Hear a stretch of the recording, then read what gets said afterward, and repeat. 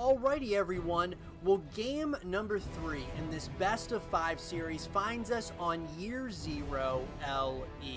Spawning here in the top left hand corner of the map, playing with the blue Zerg pieces. He wants to get this series rolling back in his favor. His name is Serral. And his opponent spawning on the other side, the top right hand corner of the map, playing with the red Zerg pieces.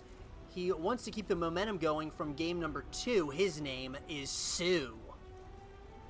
So guys and girls, this series, in this game in particular, was played at the IEM in Katowice and was one of the quarterfinal games of that tournament. So all these games do matter in the grand scheme of things. You want to of course win these games, you know, in any means necessary, so you can move on to the semifinal of the tournament, which is arguably the second biggest tournament of the year for StarCraft 2 pro gamers, second to none other than BlizzCon. So I'm excited to see what these players decide to do here in game number 3, as soO was able, you know, to recover from his losses of game number 1, losing by a Nidus Network push by Serral, and in game number 2 Serral decided to go for the Nidus Network, but there were just a few engagements that soO really did handle properly and was able to do enough damage. I did feel, though, it was just a few misclicks by Serral in game number 2 that really lost him that game. I mean, I felt like he was in control, played very good defense, which usually translates to really good offense, but he misclicked part of his army, it felt like, which ended up, he just lost a lot of units for practically free, was going for the Nidus Network push, or timing push once again, and it just did not work out in game number 2. So we're tied up now. And now you got the best player on the planet in Serral versus one of the best Zerg players on the planet in soO. And so now you got two juggernauts in the StarCraft 2 pro scene, tied up 1-1 in a best of 5 series. What do you do if you're one of these players? Well, it looks like if you're Serral, you're going for the standard hatch gas pool opener. He is not really phased, it looks like, whatsoever. He's not going to go for any cheese as of yet. We are going to see the same exact build out of soO. So very similar in build orders. We are also going to see the metabolic boost upgrade being researched by both players. And so, you know, relatively standard, you know, from both of these players. We are going to see them both going for very quick third hatcheries as well. And so, will we see a macro-focused game here, and really without, you know, much cheese by either player? And, you know, I think we very well might get that in this game, because we're getting a good sign here by seeing, you know, the 3 quick hatcheries. We're seeing both players going for very similar, you know, very similar build orders. We're going to see the Baneling Nest coming out of each of these players, and so, you know, a lot of times, guys, when you talk about the current meta of the ZvZ matchup, you see a lot of times, you know, the Zerglings into the Banelings, and then, of course, Roaches, Ravagers, and you can kind of move up from there, possibly Hydralisks. So, you know, you got those different unit compositions a lot of times from these players, but at the same time, you know, these players have seen each other's, you know, replays. They've studied how these players, you know, play this matchup in particular, really any of the matchups. But it is very important to see exactly what your opponent is doing, or it tends to do in these matchups. We are going to see Serral going for the Evolution Chamber now. And the one thing with the ZvZ matchup is sometimes it is just so hard to track everything that's going on. I gotta say, it's just sometimes it can be very, very difficult to just track everything, because there's just so much happening all across the map at pretty much all times during this matchup, and that's why I enjoy it so much. We are going to see the Roach Warren coming in now for soO. Beautiful little scout here by Serral, and we're going to see the Evolution Chamber now coming in for soO as well. And I gotta say, you know, by the looks of it, it looks like we're possibly going to get a standard macro-focused game. We're going to see the lair coming in by both players. They're going to be able to get those higher tier lair-based units. And You know, so it looks like both players giving each other a lot of mutual respect once again. You know, Serral gives that respect until he decides to go for that Nidus Network timing push in both games. So, very interesting. It all comes down to the micro, though, in this matchup, especially when you're talking about the Zerglings and the Banelings. You do not want to lose these units for free, and Serral just lost all those units for free. And those might not seem like the biggest battles, but those small battles, if you can win those, a lot of times you will win the war in the end. Looks like we are going to see Nematized Carapace coming in now for Serral, which of course is the Overlord speed. We're going to see that is going to be researched now, as well as those +1 upgrades for the ground-based units. We're going to start seeing some units moving across the map here for soO. He is going to get a couple of Zerglings. We're going to start nibbling away at some of those drones. Banelings also kind of came in there as well. Nematized Carapace is going to be finishing up in a couple of seconds here now for Serral. And so he's going to have that Overlord speed, which is very, very helpful. It's one of my personal favorite upgrades regarding the Zerg pieces. When I'm using the Zerg pieces, it's absolutely the best, in my opinion, or one of the best one of the best upgrades you can get as a Zerg player, just because it's all about information and that scouting your opponent, and it's so much easier when you have that speed on the Overlords. But nonetheless, we are going to see now Glad Reconstitutions being researched by both players, and so now we're starting to see the text of choice that these players are deciding to go for, and I think we might be in for a pretty big battle here, because it looks like both players are really trying to trade blows, but it looks like soO is really on top of what's happening as of right now. We saw a couple of Banelings go in there and just doing a little bit of some damage, and those are the hits that really can hurt in the end. Now we are going to see some Dropper Lords coming in now for Serral, so I'm wondering he might start going for some drop play. Glad Reconstitution is going to be finishing up here shortly for both of these players. We're also going to see another Evolution Chamber coming in now for Serral. And now those Dropper Lords are going to be carrying 4 Banelings, but there is a push that is moving across the map now of a lot of Roaches and some Ravagers, and it looks like Serral's going to see exactly what's coming. Serral does have a decent-sized army. He's got the advantage with those Ravagers, but man, this is going to be interesting how this one turns out, as we are going to see. Looks like that I'm not sure where that Dropper Lord went, but nonetheless, it looks like Serral is on top of this, wants to see exactly where this army is heading to. And here we go. We are going to see that Dropper Lord, and now soO is going to see that Dropper Lord. And so that Dropper Lord is going to try to land right on top of soO's third base location. This could be absolutely terrible. These Banelings are going to be able to make the connections that they need to, or are they? I'm not sure what Serral was just doing there. I don't know if that was a good decision whatsoever. These Banelings could have had some incredible connections, and now this Dropper Lord might have a risk of dying. Oh, bad. This is very uncharacteristic of Serral losing that Dropper Lord, and now it just feels like soO has just been on top of this throughout the course of this game so far. He's going to see another Dropper Lord now coming through, and I just don't know how I feel about this, as Serral is now going to be having to kind of split up his army, and now soO is splitting up his army as well. So here we go. It looks like soO really wants to take on this 4th base location, and he is going to create the problem here, as he is pouncing on this army right now. It looks like those supplies are still very, very similar and equal, but at the same time, it does look like soO is just really creating problems as he's trying to hit at multiple angles at once. At the same time, it looks like those Dropper Lords are starting to drop more and more of those units, but man, a lot of damage is being dealt on the opposite side on Serral's end, as there is just a lot of units that are getting absolutely decimated by soO at that 3rd base location. And it looks like once again Serral, or I should say soO, wants to continue the engagement here. He does not want to let up he's got the momentum moving in his favor, so he wants to just keep this thing going. And here we go. It looks like Serral is going to catch part of this army off guard. Beautiful play here, and it's so back and forth at this point as soO is starting to move once again towards that third base location. He wants to do more and more damage over here.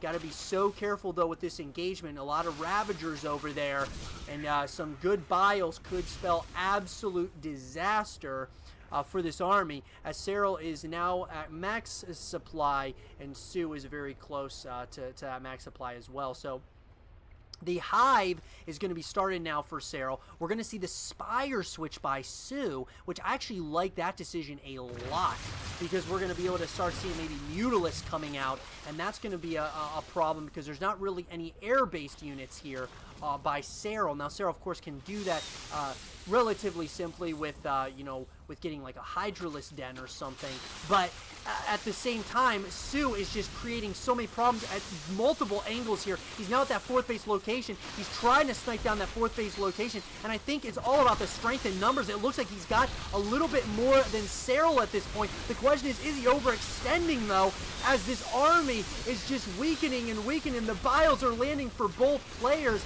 and it's so even on either side. What a crazy engagement by both of these players. And more roaches are now being added to the mix on both sides. More heavily, though, in favor of soO, as this Spire is going to be finishing up very soon. The Hive does finish up, and now we're going to be seeing what does Serral decide to do at this point. Because now, it looks like those +3 upgrades are coming in for Serral. More and more units, once again, are just trying to threaten this fourth hatchery, as it is burning right now, and he is going to need to transfuse that if possible. At this point, try to get some queens over here, but this base is really burning, is on fire, and the question is soO going to be able to take advantage of that as these engagements just keep going back and forth? He's getting a lot of those units, and now Serral has given up on the fourth base. That is a massive pickup there for soO, and he's going to continue moving onward. He is not afraid at this point. soO is really creating so many issues for Serral. This is absolutely brilliant play by our red Zerg player. He is creating, you know, he's consistently reinforcing this army, trying to do as much damage as possible. There are a lot of Ravagers, though, on Serral's end. You got to be very careful. You do not want to overextend at this point. You were able to get a hatchery. You just do not want to.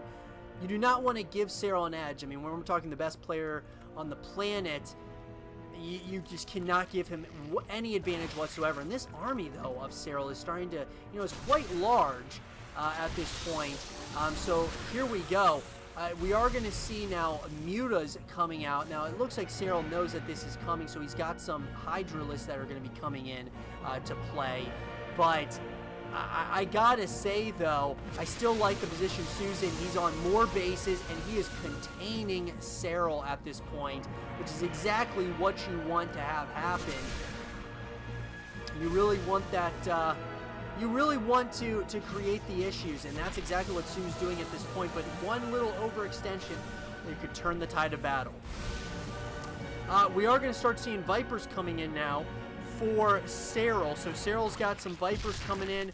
We are going to see now those Mutalisks are out. We're also going to see a macro hatchery now for soO. So soO is really trying his, you know, his damnedest to I mean, just continue macroing up a bigger and bigger force and just overwhelming Serral whenever he can. So once again, Serral is trying to take that fourth hatchery again, and Serral is going to try to get the surround here. He might actually have an advantage here as he's getting the surround on soO. This could be a massive game changer, but the Mutalisks are coming in, and those Mutas could be the tail of the tape right now as soO is holding on for dear life. He is getting a good amount of value out of those Mutalisks. The Hydras are starting to do a little bit of some damage, but I think there's just going to be a little bit too many Mutalisks.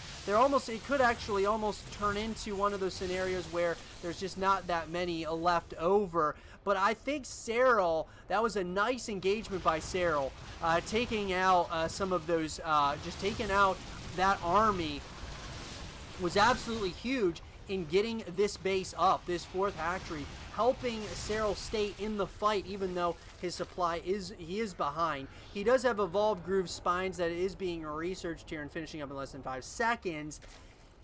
While this has all been going on though, soO has been, you know, re-upping his army, and so it looks like he's going to start, I would assume he's going to go, you know, possibly straight on after soO's army, or I'm sorry, Serral's 4th hatchery.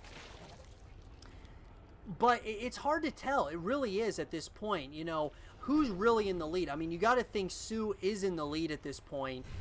He did take out that base, and now, you know, Serral's been kind of playing catch up. Serral has not been able to do really any damage whatsoever on the opposite side of the map. It's really been soO dictating the pace of the game, and that's exactly how he likes it. And when you're playing Serral, you have to do that if you want to have any chance at all at beating him. As we're approaching that 16-minute mark in this game, just absolutely, just a macro-focused game, man. It's been absolutely incredible up to this point. It just comes down to these engagements. You know, these little battles or these big battles really do and will determine the outcome of the war, as those Vipers now are going to get some much-needed juice for their abducts and blinding clout. So I gotta say though, guys, I really feel that soO is in the lead because he is just keeping, at this point, he's keeping Serral at home, and that is huge. That really is. Now it looks like Serral is going to start moving out with, you know, a handful of these roaches, but while that's been going on, soO is on the opposite side of the map. He is trying to create more problems over that 3rd hatchery. Now we are going to see these roaches are going to be moving onto soO's neck of the woods, and he is going to start going after that roach swarm. This could be a big pickup here, but the main battle is happening at that 3rd hatchery once again, and these roaches are going to be able to get that roach swarm. That's a big pickup for Serral. Roach swarms being recreated though right off the rip for soO. But the big thing for me, the reason why I say soO is definitely in the lead, look at the minerals and look at the gas. He can re-up this army so easily and so quickly because he's on those 4 bases. Now these roaches are down here trying to wreak a little bit of some havoc, but I just wonder, they are going to get cleaned up here sooner or later. Oh man, it's so hard to say who is in the lead right now. I gotta still say that soO is in the lead because of his mineral count and because of his gas count. Serral is obviously, you know, he's ahead of the supply. Well, now it's you know, the supply is tied, but I just feel that at this very moment, it really feels that both these players are really just trading blows as they continue doing exactly that at this point, just going back and forth. I don't know though. I mean, there's little battles happening all over the map. We're seeing this handful of Mutalisks are just chasing down some of these roaches, and they're just getting kill after kill. And those don't seem like massive victories for soO, but they really are in the grand scope of things. We are going to see that 5th base is now finished up for soO, and we are going to see a surround, and it looks like once again soO is just on top of you know, really the defense right now. And as I've been saying, guys, defense translates to good offense, generally speaking, and Serral now knows he needs to do something. He's got the Vipers as well as those Hydras, and those roaches. Ravagers are moving in to that 4th base location. He wants to really turn the tide of battle here. It looks like Serral may have found a little bit of an advantage here as he's doing a lot of damage, but at the same time, is there an overextension here? You got to be so careful, as we know, when you're going onto the opponent's side of the map, you need to do some damage. It looked like Serral did do a little bit of some damage. I don't know if it was quite enough though. as it looks like he does have to go back home. But it's been so back and forth. I mean, we're approaching the 19.5-minute mark. There has just been activity all throughout the map. And I really, as I've said, you know, Serral, it's felt like he's been behind ever since this 4th hatchery was taken out that first time by soO. He just has not been able to regain momentum. And we have another push here with a handful of those roaches, but at the same time there's a push at that 3rd base location. soO is going after that 3rd base location, and it looks like there's going to be an eye for an eye, but it looks like soO is all over the map. He is trying to do as much damage as possible, takes out 1 base. He's going after possibly another, but is there going to be an overextension here as Serral is trying to get his reinforcements over there? Oh, I don't know if I like this engagement by soO, but nonetheless, he is hitting at multiple angles at once, trying to get the surround on this army. It looks like soO wants to try to close it out. I just don't know if he has enough to do it, as Serral is still trying to cause problems on the opposite side of the map. Both players are all over the place. Looks like there's going to be enough here to at least close out that part of the battle for Serral. And Serral has taken a lead in the supply, but wow. What a turn of events there. You know, it felt that soO had a good advantage, but I don't know. It now feels like Serral had, after getting, you know, this 5th base location, doing some damage to that 4th base, it's hard to tell. Once again, very difficult to tell, because now look at that mineral count for soO. Very low. He still has a nice gas count, but it was very low from where it was. So now this is anybody's game. It's all going to come down to the micro. It is all going to come down to the strength in numbers here, as both these players look like they want to clash once again, as we are approaching that 21.5-minute mark. A game on epic proportions right now that is just going absolutely back and forth.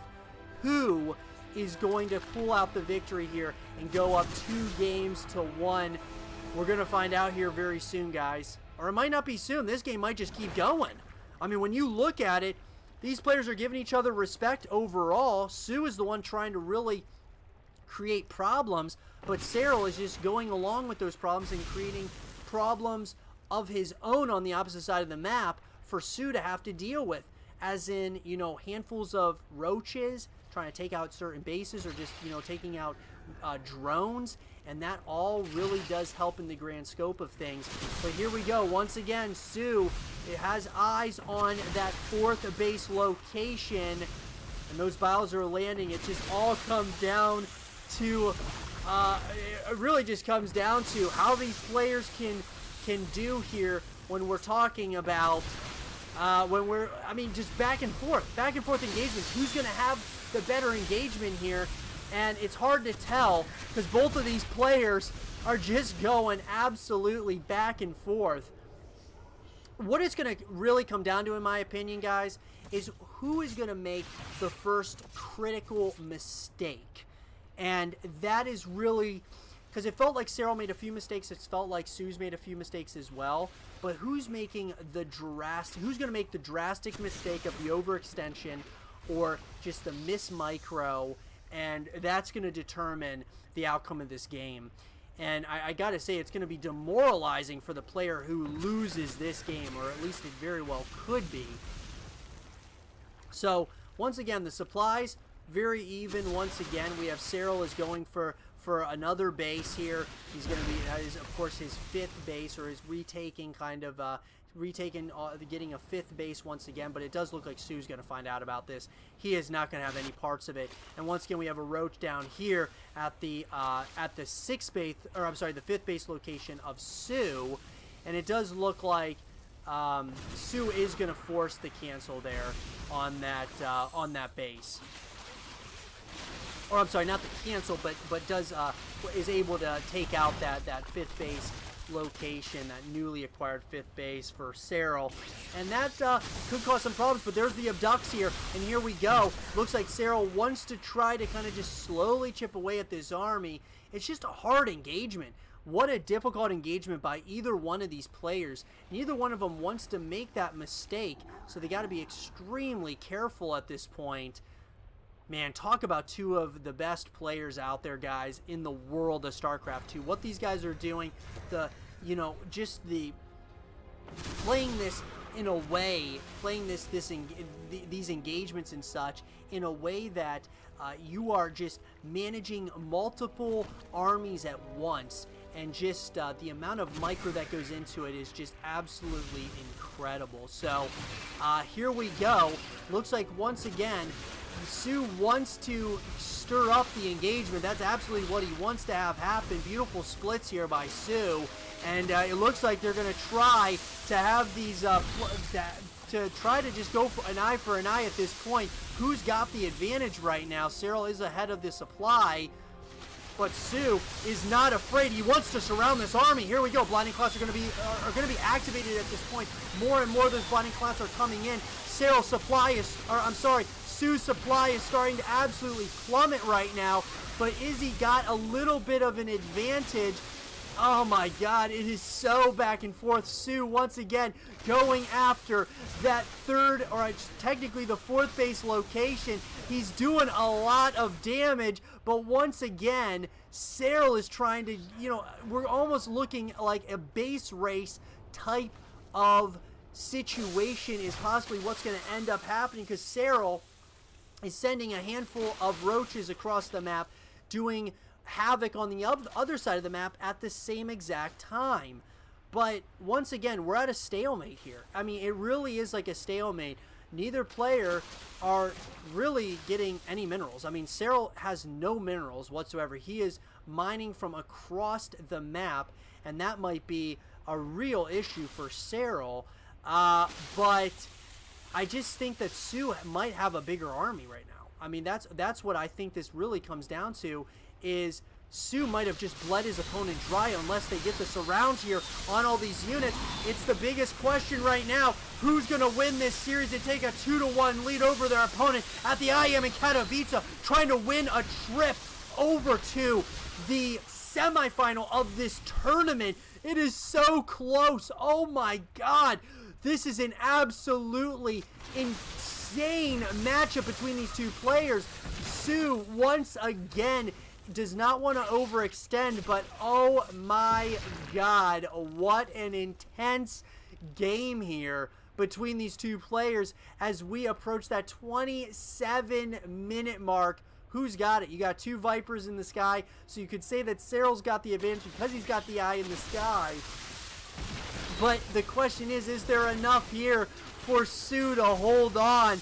There is just not that many units left over. soO's micro has got to be like on point here, and I think he might just be able to do it as the micro comes in, and soO is able to take a heartbreaking game there for Serral. 2-1 against the best player currently on the planet.